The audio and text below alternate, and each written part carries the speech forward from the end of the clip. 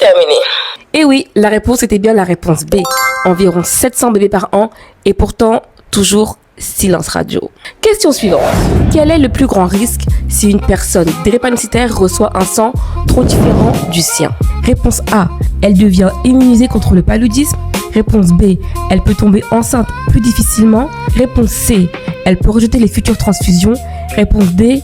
Elle perd ses anticorps.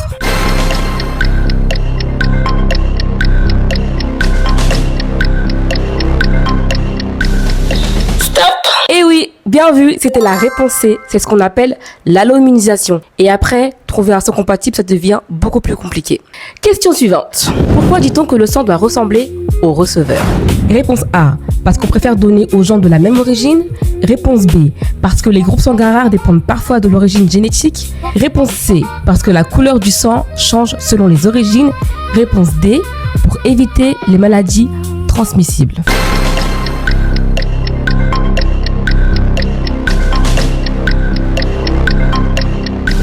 Stop.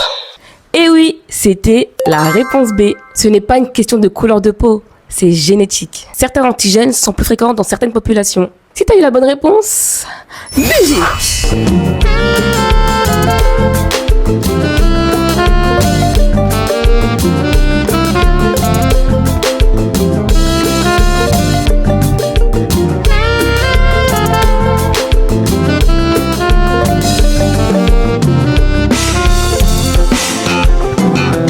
Stop. Question suivante. Un don du sang permet de récupérer, réponse A, du plasma uniquement, réponse B, les plaquettes uniquement, réponse C, le sang total uniquement, réponse D, les globules rouges, le plasma et les plaquettes.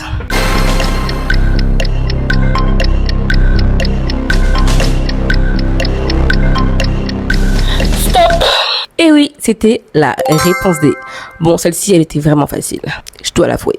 3 vies, chérie. Avec le sang, le plasma et les plaquettes, tu peux sauver 3 personnes en même temps. Et à la fin, t'as quoi? Des gâteaux et du jus. C'est génial. Question suivante. Pourquoi certaines personnes refusent de donner leur sang à un inconnu? Réponse A. Parce qu'elles ont peur que ça se perde. Réponse B. Parce qu'elles veulent le garder pour leur famille uniquement. Réponse C. Parce que leur groupe sanguin est trop rare. Réponse D. Parce qu'elles croient que c'est interdit religieusement.